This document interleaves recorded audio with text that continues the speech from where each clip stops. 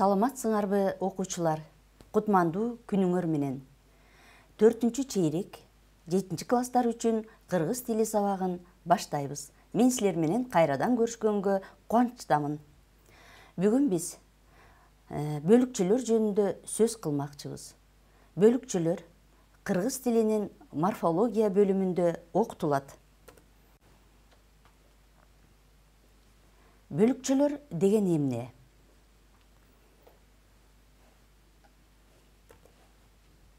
Бүгүнкү сабактын темасы бөлүкчөлөрдүн жазылышы. Өткөн сабакта биз бөлүкчөлөр деген эмне, алар кайсы сөз түркүмүнө кирерин түшүнгөнбүз, аныктама бергенбиз, сүйлөм иштегенбиз. Демек бүгүн бөлүкчөлөрдүн жазылышы жөнүндө үйрөнөлү. Бүгүнкү сабактын максаты бөлүкчөлөр боюнча билимдерибизди тереңдетебиз, бөлүкчөлөрдү туура жазууга үйрөнөбүз, бөлүкчөлөрдү кепте ыктуу колдонобуз, берген маанилерине карай ажырата алабыз. Жана албетте окууга жоопкерчиликтүү мамиле жасаганга үйрөнөлү. Алгач бөлүкчөлөрдү кайталоо максатында мен силердин көңүлүңөрдү төмөнгү суроолорго бурмакчымын. Биринчи суроо. Бөлүкчөлөр маанилерине карай канчага бөлүнөт? Асы 5-ке, Б'сы 6-га, В'сы 7-ге, Г'сы 8-ге. Ойлонуп, туура жообун берсеңер болот. Демек, туура жооп Г'сы бөлүкчөлөр маанисине карай 8-ге бөлүнөт. Кийинки суроо. Төмөнкү сөздөрдүн кайсынысы жалаң бөлүкчөлөр? А варианты го, эле, бирок. Б варианты эң, өтө, абдан, же. В варианты эң, өтө, накта. Г варианты дал, да, эле, менен. Демек, балдар ойлонуп көрөлү. Кайсы вариант туура? Демек, туура варианты В. Демек, бөлүкчөлөр эң, өтө, накта болуп саналат. Үчүнчү суроо. Чектегич бөлүкчөнү атап бергиле. Асы оба, Б'сы гана, В'сы өтө, Г'сы деле. Ойлонуп көрөлү. Демек, чектегич бөлүкчө Б варианты туура, гана. Төртүнчү суроо. Аныктагыч бөлүкчөнү атап бергиле. Асы да, Б'сы оба, В'сы дал, Г'сы гана. Ойлонуп көрөлү. Демек, туура жообу В. Аныктагыч бөлүкчө дал. Бешинчи суроо. Сүйлөмдөрдү керектүү бөлүкчөлөр менен толуктагыла. Биринчи. Окуучулардын көбү сабакка кечигип келишти. Экинчи сүйлөм. Алмаз башка китепти сатып алыптыр. Үчүнчү. Алар бүгүн келип калышы мүмкүн. Демек, колдонулуучу сөздөр булар. Го, деле, аябай. Демек, ушул бөлүкчөлөрдүн кайсынысы кайсы сүйлөмгө тиешелүү? Аныктап көрөлү. Демек, биринчи сүйлөмгө тиешелүү бөлүкчө. Окуучулардын аябай көбү сабакка кечигип келишти. Экинчи сүйлөм. Алмаз башка китепти сатып алыптыр го.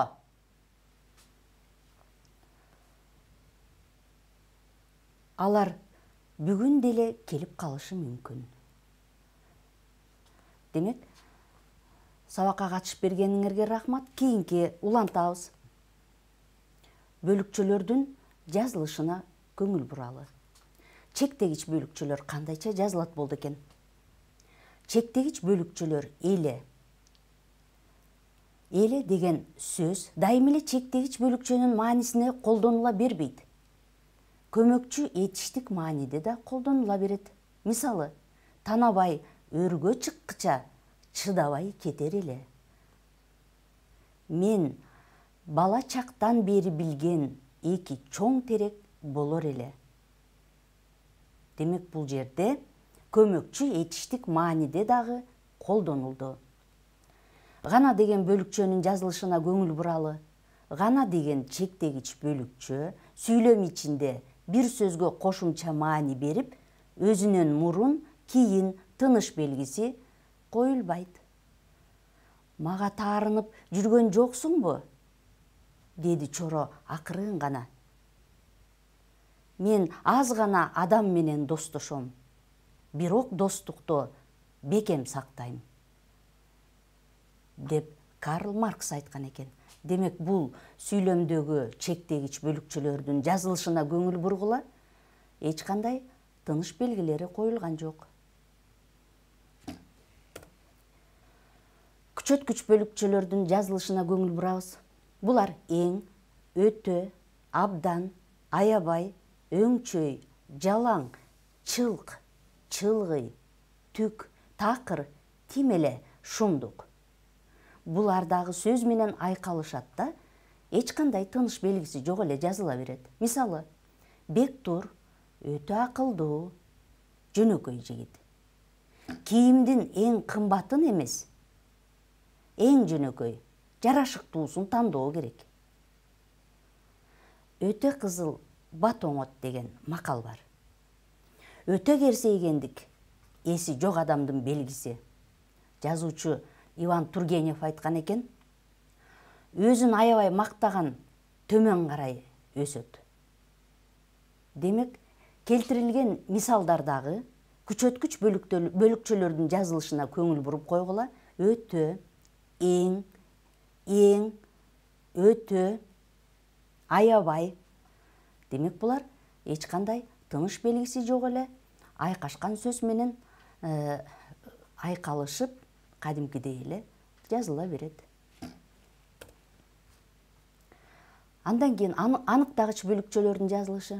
Аныктагыч бөлүкчөлөр сүйлөмдө бир сөз менен айкашып келип, анын маанисин аныктайт да, эч кандай тыныш белгиси жок эле жазылат. Мисалы, кызың нак өзүңө окшош экен. Силер дагы жетилесиңер, турмуштан өз ордуңарды табасыңар. Азыр деле дүйнөнү өзгөртөм деген дүйшөнгө окшогон революционерлер жашап жатат. Демек, келтирилген мисалдардагы аныктагыч бөлүкчөлөр нак, дагы, деле. Сүйлөм ичинде эч кандай тыныш белгиси жок эле жазылды. Ырастагыч бөлүкчөлөрдүн жазылышына көңүл бурабыз. Ырастагыч бөлүкчөлөр экөө: ооба, ыя. Ооба деген бөлүкчө көбүнчө диалогтордо колдонулат да, өзүнөн мурун сызыкча. Эгерде сүйлөмдүн башына келсе, дагы өзүнөн кийин үтүр белгиси коюлуп жазылат. Сүйлөмгө көңүл буралы. Ооба, бул катты Дүйшөн аксакал алып келди. Демек, ооба деген ырастагыч бөлүкчө бул жерде диалог катары колдонду дагы, сүйлөмдүн башына келди, өзүнөн мурда сызыкча коюлуп, өзүнөн кийин үтүр белгиси менен ажыратылып жазылды. Да деген бөлүкчө сүйлөмдүн башына, ортосунда, аягында келе берет да, өзүнөн кийин, мурун, сөз ортосунда болсо, эки жагынан үтүр менен ажыратып жазылат. Да, угуп жатам, сүйлөңүз. Демек, да деген ырастагыч бөлүкчө сүйлөмдүн башына келди дагы, өзүнөн кийин үтүр белгиси менен ажыратылып жазылды. Бул жолдор биздин өткөндөрүбүздү эске салат. Да. Демек, ырастагыч бөлүкчө бул жерде сүйлөмдүн аягына келди дагы, өзүнөн мурда үтүр белгиси коюлуп жазылды. Демек, балдар, ырастагыч бөлүкчөлөрдүн жазылышына жакшылап көңүл буруп койгула. Тангыч бөлүкчөлөрдүн жазылышы. Силер билгендей таңгыч бөлүкчөлөр эч, турсун, турмак, түгүл, тургай, түк, такыр. Бул бөлүкчөлөр сүйлөмдө бир сөз менен айкашып келет. Мен мындайды эч күткөн эмесмин. Бул ишти сен тургай, мен да билбеп турмун. Сүрөткө такыр түшпөптүрмүн. Түк кенебей отурганын карабайсыңбы? Демек, бул келтирилген мисалдардагы таңгыч бөлүкчөлөр эч, тургай, такыр, түк. Эч кандай тыныш белгиси жок, жазылды. Сурама бөлүкчөлөрдүн жазылышына көңүл буралы. Сурама бөлүкчөлөр кыргыз тилинде экөө, ыя. Чогулуш саат 6-га чейин бүтүп калат. Кечинде концертке келесиңби? Ыя. Эмне кечиктиң? Ыя. Сени көпкө күтүп калдык го. Ушул жерден балдар жазылышына көңүл буралы. Сурама бөлүкчө сүйлөмдүн аягына келип атат. Аты айтып тургандай эле сурап атат. Демек, сүйлөмдүн аягына келсе, өзүнөн мурда үтүр белгиси коюлат экен дагы, аягына суроо белгиси коюлуп жазылат. Ошондой эле ыя деген бөлүкчө дагы сүйлөмдүн аягына келди эле, өзүнөн мурда үтүр белгиси коюлуп, аягында суроо белгиси коюлду. Ал эми ортосуна келген учурда эмне кечиктиң? Ыя. Сени көпкө күтүп калдык го. Ортосуна келгенде эки жагынан үтүр белгиси менен ажыратылып жазылды. Божомолдогуч бөлүкчөлөр. Божомолдогуч бөлүкчөлөр го, бейим, белем. Бул анын дайым айта жүргөн жомогу го. Кунандын оозун керген бейим, Кудайым чындап берген бейим. Манас эпосунан экен. Демек, бул жерде божомолдогуч бөлүкчөлөрдү карагыла, жазылышын го, бейим. Демек, сүйлөмдөрдүн аягына келди. Эч кандай тыныш белгиси коюлган жок. Салыштырма бөлүкчө. Кыргыз тилиндеги салыштырма бөлүкчө куду, кадим. Кадим эле чоң кишиге окшош сүйлөдү. Куду эжесиндей бийледи. Демек, салыштырма бөлүкчөлөр кудум, куду. Мында деле эч кандай тыныш белгиси коюлбай жазылат.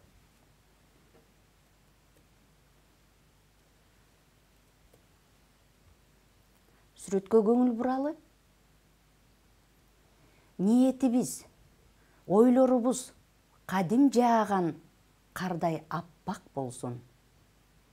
Демек, мындагы бөлүкчөбүз кадим.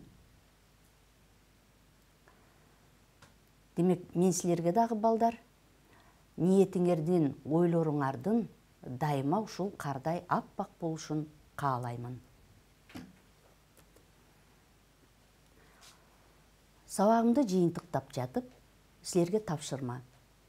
Бөлүкчөлөр, алардын түрлөрүн, тыныш белгилерин окуу жана бөлүкчөлөр катышкан 10 сүйлөм жазып, сөз түркүмдөрү боюнча талдоо жүргүзгүлө. Сабакка көңүл бурганыңыздарга чоң рахмат. Сак саламатта болгула.